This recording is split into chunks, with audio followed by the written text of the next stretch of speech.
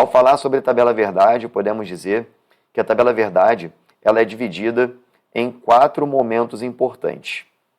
Qual é o primeiro momento? O primeiro momento é identificar o número de linhas de uma tabela verdade. Para isso, a gente usa uma fórmula matemática, que é uma potência de base 2 e expoente n. O que é esse n aqui em cima, né? É o expoente que indica para a gente o número de proposições simples diferentes na composição de uma proposição composta, tá? Por que eu defino dessa forma? Porque nem sempre você vai encontrar questões que a proposição composta já estará representada simbolicamente. Então você vai precisar saber analisar a sua proposição para saber, caso ela fosse analisada numa tabela verdade, a quantidade de linhas que essa tabela verdade teria. Inclusive, boa parte das questões que falam de tabela verdade tem utilizado como preferência a abordagem do número de linhas e não mais a análise de toda a tabela verdade construída e resolvida. Então, muitos enunciados vão colocar uma proposição composta para você, por escrito, e vão indagar quantas linhas teria a tabela verdade caso aquela proposição composta fosse analisada na tabela verdade, tá? Então isso pode acabar acontecendo na sua prova, como vem acontecendo nas últimas provas. E um outro fator importante que eu também preciso comentar com você. Se a proposição composta já estiver representada simbolicamente, mais tranquilo ainda é identificar o número de linhas da sua tabela verdade. Porque se nós entendemos que cada proposição simples pode ser representada simbolicamente por uma letra do alfabeto, basta observarmos a quantidade de letras diferentes para calcularmos o número de linhas numa tabela verdade. Cada proposição tem uma letra específica, então as letras diferentes já indicarão para a gente o número de proposições diferentes. Tudo bem? Professor, beleza, já entendi. Depois que eu consigo calcular o número de linhas de uma tabela verdade, qual é o próximo passo? O próximo passo é você se preocupar com a montagem da tabela verdade. O que é montar a tabela verdade? Você vai organizar em ordem alfabética as proposições envolvidas. Cada uma delas vai ter uma coluna específica, além das linhas que você acabou de obter na análise anterior, para você fazer a construção, a montagem dessa tabela verdade. Então, na montagem, nós teremos a organização das linhas, das colunas da tabela verdade e das proposições que nós queremos analisar, que vão formar essas colunas da tabela. Depois que você executa esse segundo importante passo, você tem o terceiro passo. O terceiro passo é método puro. E eu vou explicar esse método para você, que é muito tranquilo de entender. Estou falando da estrutura da tabela verdade, porque não adianta apenas a gente montar a tabela. Também precisamos estruturar essa tabela. E o que seria estruturar? Significa pegar as colunas das proposições simples da tabela e preenchê-las com verdadeiro e falso, de tal modo que em cada linha da tabela você não tenha repetições. Beleza? Como é que eu faço com a estrutura então, professor? A quantidade de verdadeiros e falsos que você vai colocar em cada coluna, ela será identificada a partir da metade do número de linhas. Eu só quero que você guarde isso, que é estruturar pense na metade. Quer estruturar? Pense na metade. Só isso vai dar certo, pode confiar em mim. E por fim, a análise, né? Depois que você verifica o número de linhas, monta a tabela, estrutura a tabela, chega o momento de você analisar a proposição composta na tabela verdade.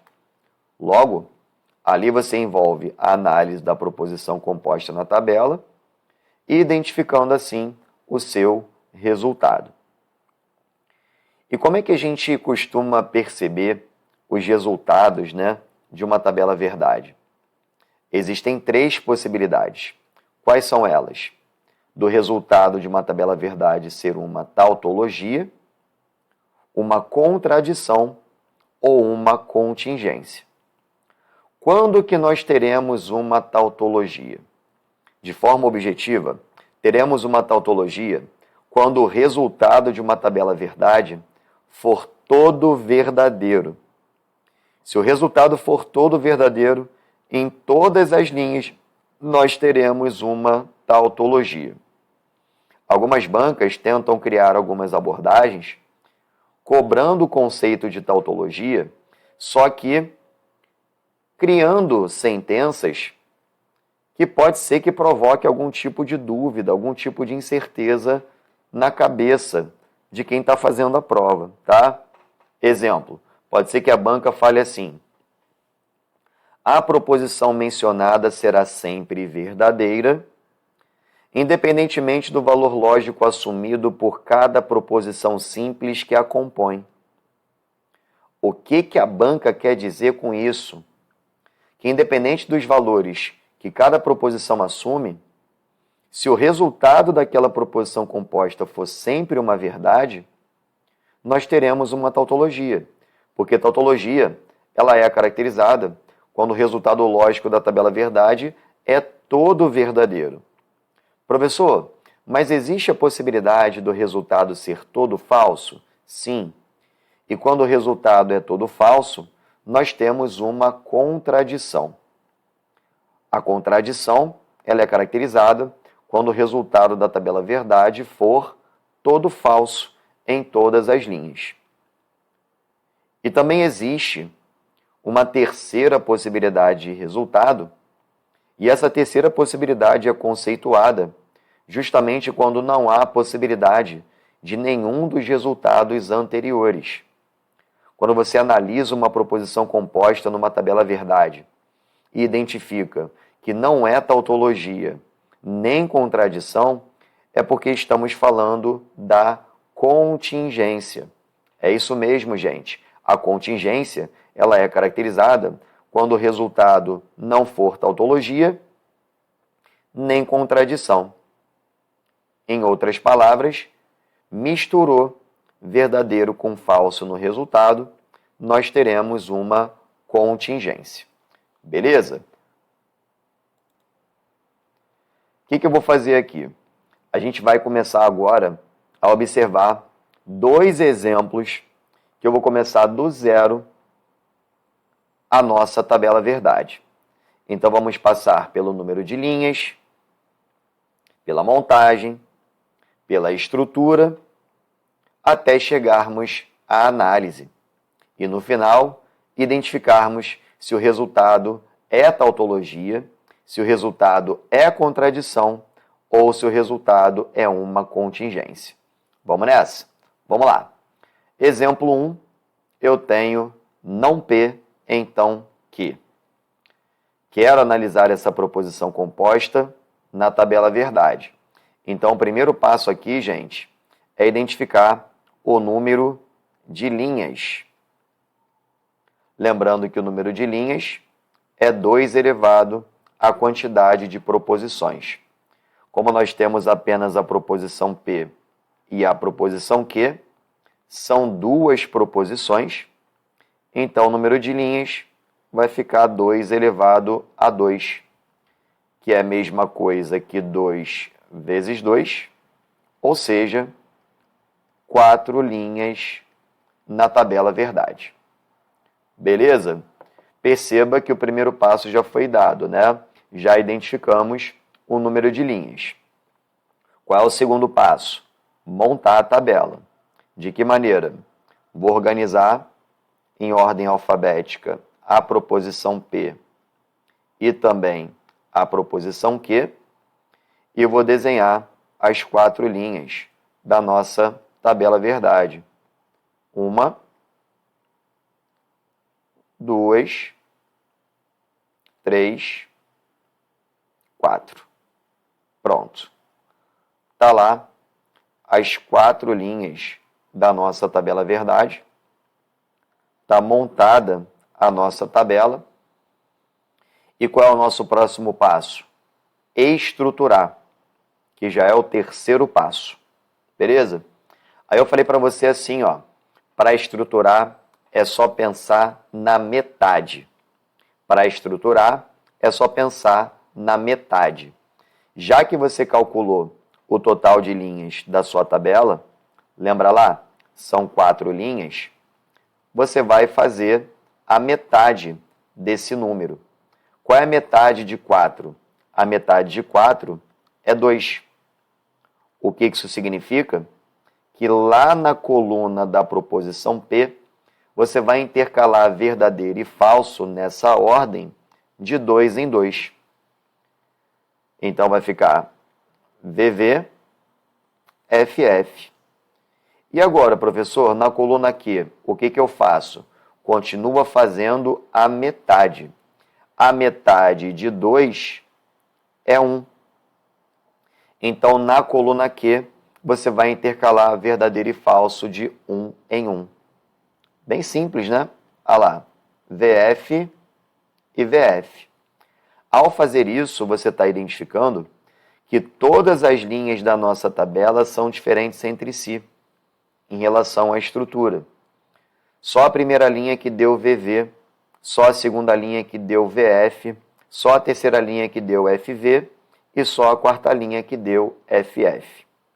Então, gente, a gente fez número de linhas, montagem, estrutura, falta fazer a análise da tabela. Só que aqui eu quero chamar a sua atenção. Por quê?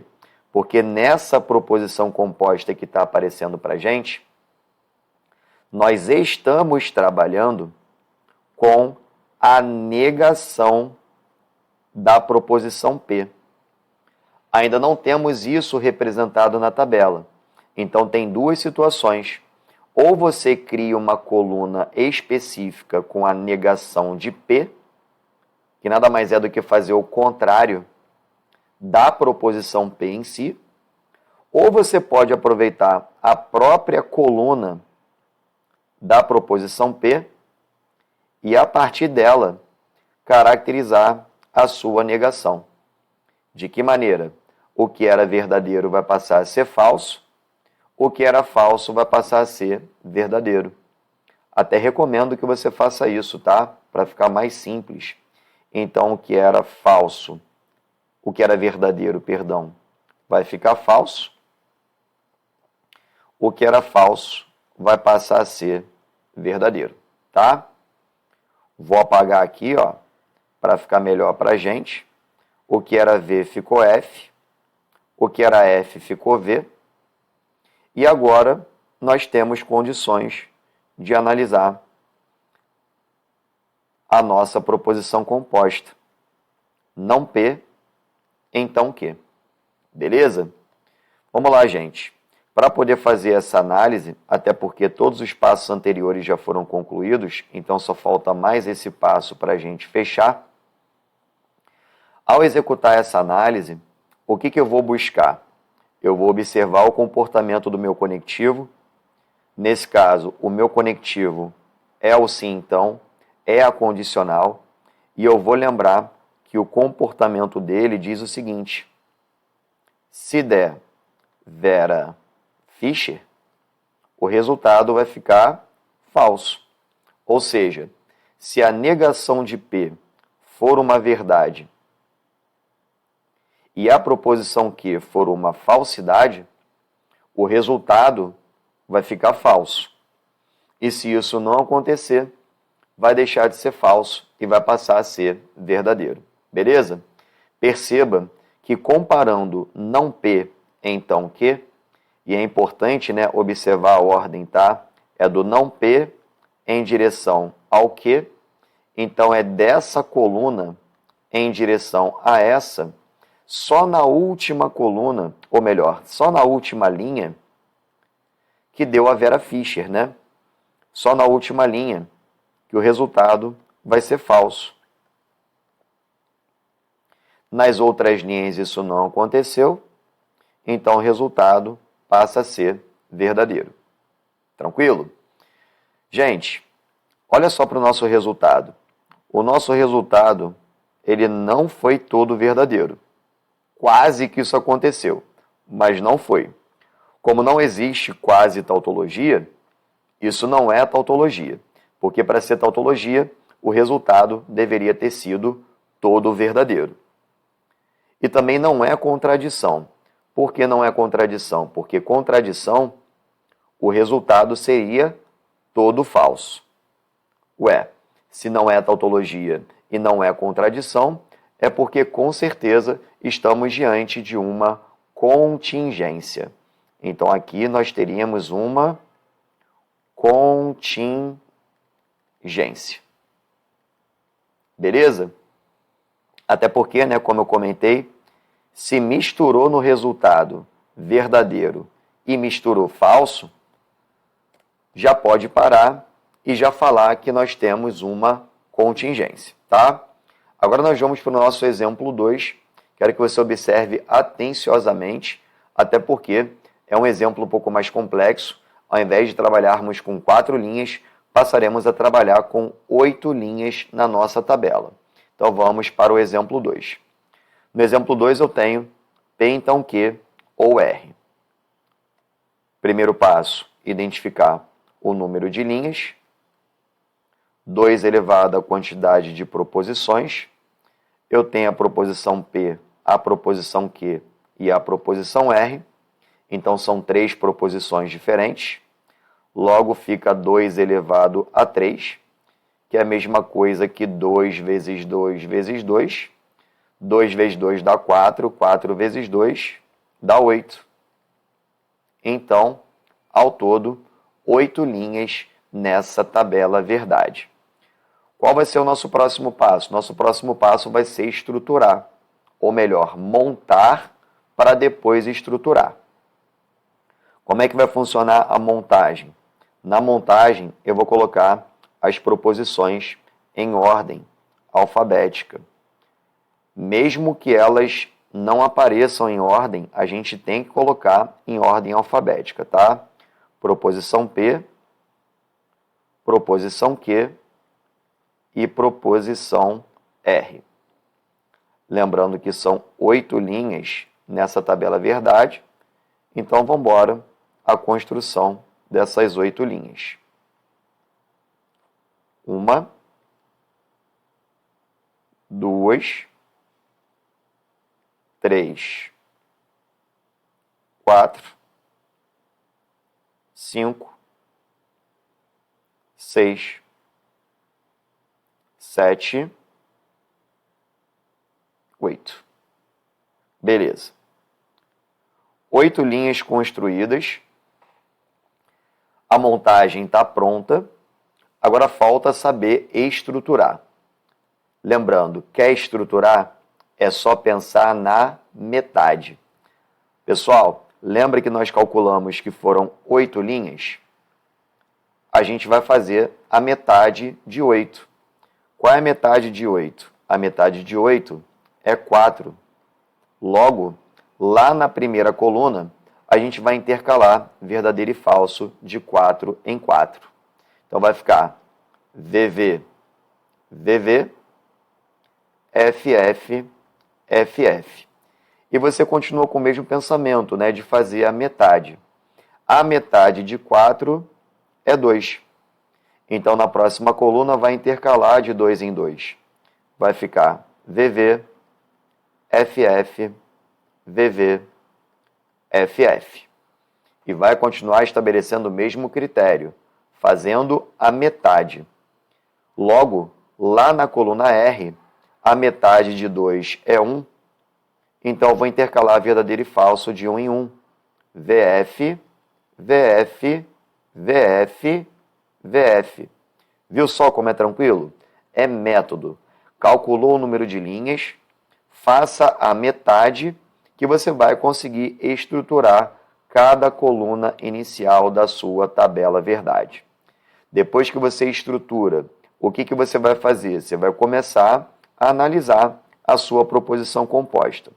Nesse segundo exemplo, nós temos uma proposição mais complexa porque nós temos 2 conectivos. Então, o que eu vou fazer? Eu vou fazer como se fosse uma expressão numérica, né? Primeiro resolvendo o que está dentro do parênteses, porque também é a recomendação do ponto de vista lógico. Então, primeiro, a gente vai resolver aquela operação específica ali, ó, que é uma condicional envolvendo a proposição P e envolvendo a proposição Q, que são essas 2 colunas iniciais. Como é uma primeira operação, para economizar espaço na minha tabela verdade, cada operação que eu fizer, eu vou enumerar. Então, essa nossa primeira operação, vou chamá-la de número 1, tudo bem? E essa coluna, ela vai representar o resultado daquela operação, né? Daquele parênteses. E nessa primeira operação, o que nós estamos analisando? Nós estamos analisando P, então Q. Ou seja, estamos analisando uma condicional. Está lá a seta para a direita. Qual é o comportamento desse conectivo, né? Qual é a tabuada? É a Vera Fischer. Ou seja, se a proposição P for verdadeira e a proposição Q for falsa na mesma linha, o resultado será falso. Vai dar Vera Fischer. Beleza. Aonde que está aparecendo esse resultado? Vera Fischer está na terceira linha, tá vendo aí, ó? E também na quarta linha. Nas demais linhas, isso não está aparecendo. Então, só na segunda, ou melhor, na terceira e na quarta linha, nós tivemos Vera Fischer, então ficou falso. Nas outras linhas, isso não aconteceu, então verdadeiro, verdadeiro, verdadeiro, verdadeiro, verdadeiro e verdadeiro. Lembrando que nós fizemos P, então Q. Então é da coluna P em direção à coluna Q, e só nessas 2 linhas é que deu Vera Fischer, tá? Já resolvi o primeiro parênteses, a gente risca o conectivo para a gente se concentrar no próximo conectivo. O próximo conectivo, nós temos uma disjunção para analisar. E essa disjunção, ela está envolvendo a comparação do parênteses, que é a coluna 1, com a proposição R. Como é a nossa segunda operação, vou chamar de operação número 2. E como é o último conectivo que eu tenho para analisar, é o conectivo que vai originar o meu resultado final, tá? Então agora, pessoal, nós vamos nos concentrar na coluna 1, que é o resultado do parênteses, e na coluna R, apenas nessas 2 colunas, para resolver a disjunção, lembrando que o comportamento desse conectivo é: se der tudo F, o resultado vai dar F. E qualquer outro conectivo que não seja o sim, então, tanto faz a ordem de comparação, tá, gente? Tanto faz aqui eu fazer 1 comparado com R, ou R comparado com 1. Só faria diferença a ordem se fosse uma condicional. Guarde isso, tá? Então, estou comparando agora a coluna R com a coluna 1. Logo, esqueça essas 2 colunas iniciais. Se concentre exclusivamente na coluna 1 e na coluna R, tá? Lembrando que na disjunção tudo F dá F, vamos tentar buscar o comportamento desse conectivo. Não deu tudo F na primeira, nem na segunda, nem na terceira, mas na quarta linha deu tudo F.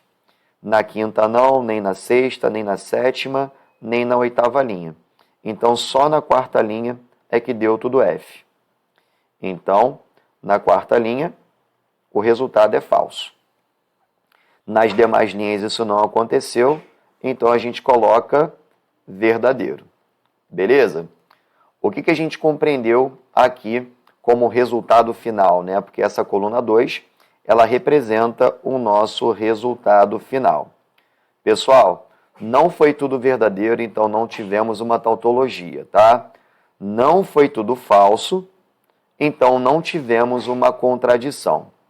Se misturou no resultado, já sabemos, nós temos uma contingência.